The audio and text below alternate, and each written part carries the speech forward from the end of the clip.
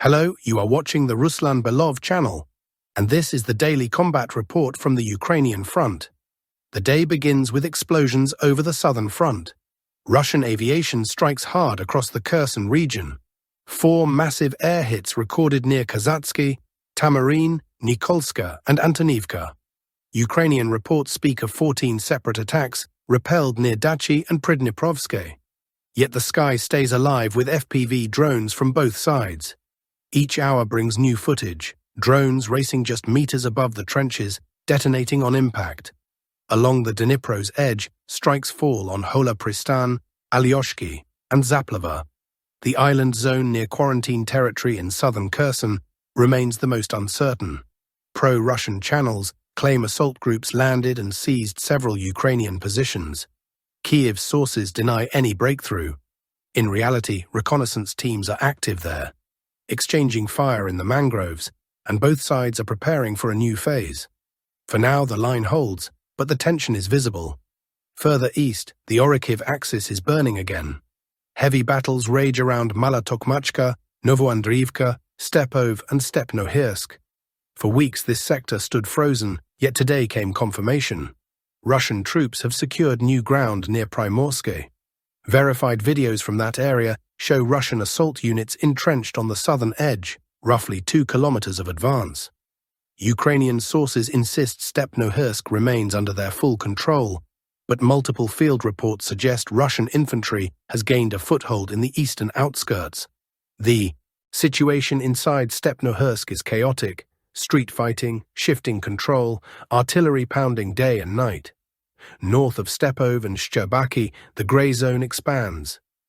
Earlier, Kyiv claimed to have retaken Mali Shcherbaki, but the latest confirmation shows all 3 settlements, Steppov, Mali Shcherbaki, and Shcherbaki, under Russian control. Russian units are clearing Ukrainian trenches and pushing northward with drone and artillery fire. Yet the next obstacle is a line of heavy fortifications across open fields, a killing ground with no cover. Breaking through it will not be easy. The battle for Malotokmachka continues. Ukrainian forces launch constant counterattacks, flooding the sky with FPV drones, while Russian artillery answers strike for strike. Both sides are trading blows around the same ruined houses for days. Despite Kiev's claims of control, pro-Russian footage shows Russian troops operating freely in several streets.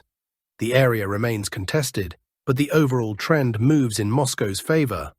Now the focus shifts toward Huliaipol. Here the intensity is staggering: waves of drones, aviation hits, artillery fire. South of Malinivka, Ukrainian FPV crews target Russian trenches, while Russian units storm Ukrainian strongpoints in Vesele, Zeleny High, and Vysoke. The most active clashes are near Vesele and Zeleny High, where preparations for full-scale assaults are already visible. Airstrikes hit Ukrainian positions near Ravnopilia, and new attacks follow along the entire line, Novospenivka, and beyond. Russian reconnaissance videos confirm control over Novonikolaivka and Privolne. Both were declared captured earlier by the Ministry of Defense, and now visual proof leaves no doubt. These villages are in Russian hands. The army is systematically clearing the pocket up to the Yancha River. Next targets, Lyman and Krasnohorsk. Strikes also landed on Sladka, where a FAB bomb hit a Ukrainian temporary base. Pressure builds toward Uspenivka, where assault units are regrouping. No visible breakthrough yet, but momentum is clearly on the Russian side. Meanwhile, the Dinipropatrovsk sector suddenly lights up. Across the entire line, Russian forces switch to offensive posture. Artillery and aviation pound Ukrainian positions at Danilivka, Pokrovsk, and Tuke. Massive FAB 1500 and FAB 3000 bombs slam into rear staging areas. FPV drones strike Novoalexandrivka and Aristopil, while Ukrainian forces retaliate with attacks on Alexeyivka and Sosnivka. The tempo is relentless. Yesterday's reports confirmed Yehorivka under full Russian control, and now assault units move toward Danilivka. Another thrust targets Vishnev from 3 directions: Privolne, Verbov, and Yehorivka. Analysts suggest that by week's end, Vishnev could also fall. The entire Dinipropatrovsk front is turning into one continuous zone of strikes and counterstrikes, a clear sign that Russian forces are expanding the active front westward. The battle for Pokrovsk has become one of the fiercest in months. From every side of the agglomeration, new footage surfaces, explosions, close-quarter assaults, entire streets in flames. Fighting continues around the Dobropilia salient, near the settlements of Molodetske and Udakne. Ukrainian FPV teams strike Russian positions. Some counterattacks are reported, but none achieved real progress. Kiev is rushing reinforcements and drone units from Serhivka, trying to stabilize the collapsing line.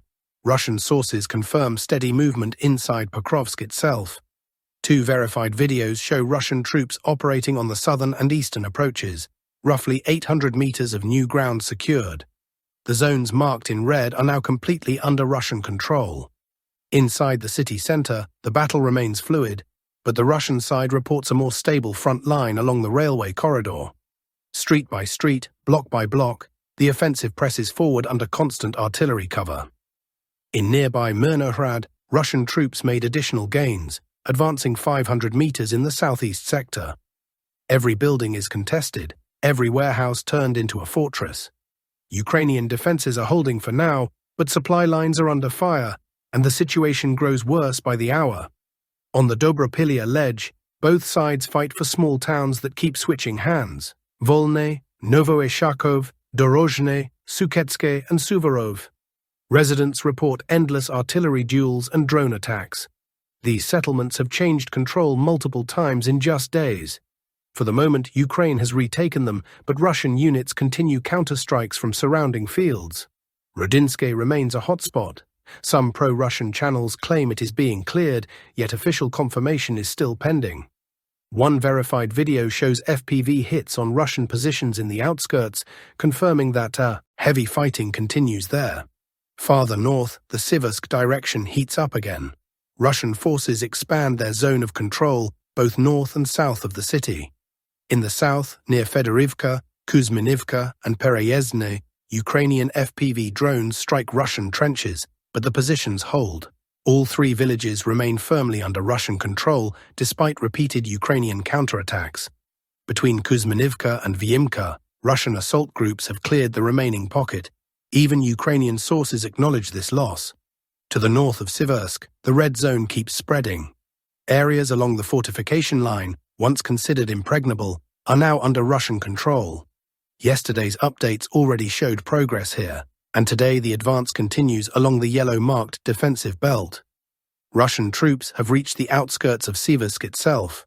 In Dronivka, new video proves Russian presence deep inside the settlement, with forward units pushing toward Platonivka.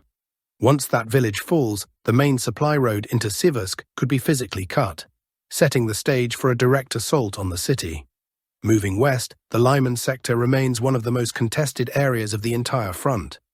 Reports flow in from every direction: Yampil, Novoselivka, Yarova, Oleksandrivka. North of Yampil, Russian troops fight through dense forest belts, pushing toward the Lyman outskirts.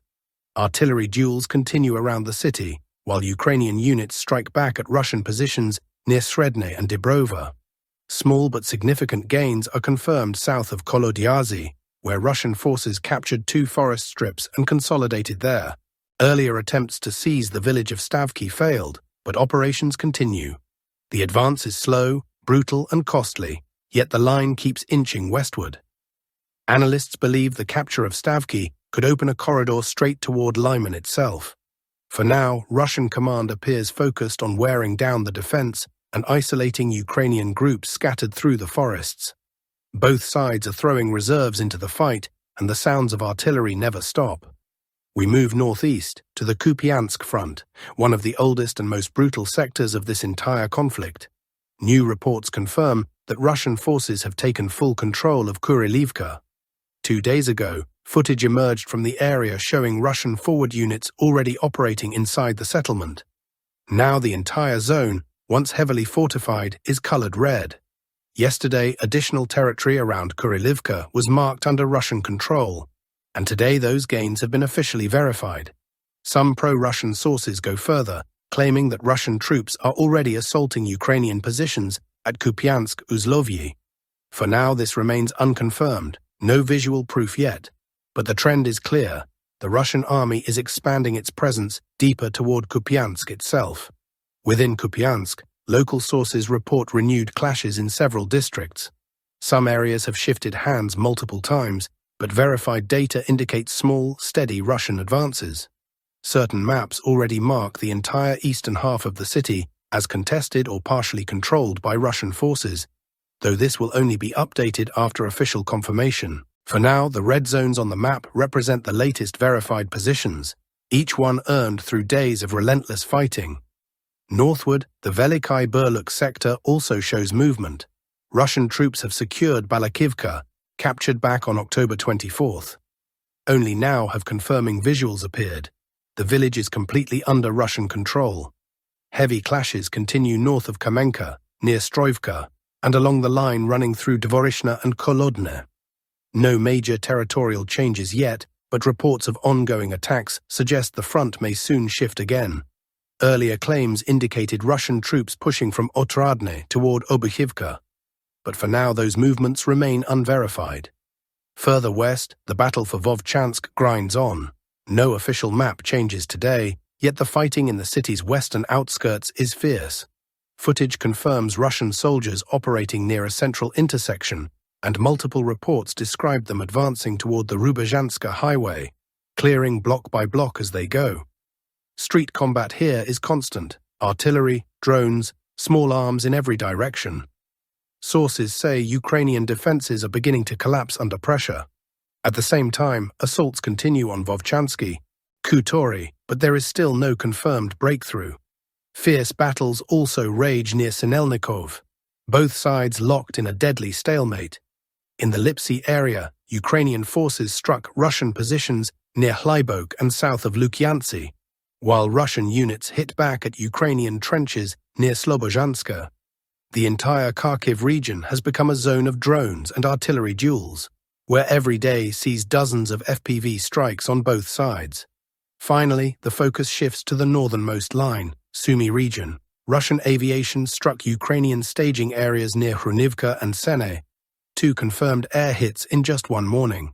Active fighting continues near Kondrativka, Stepok and Voroshnino. Russian troops assault Ukrainian defenses in Stepok and Kondrativka, while Ukrainian units hit back toward Voroshnino. The front here is fluid but extremely violent.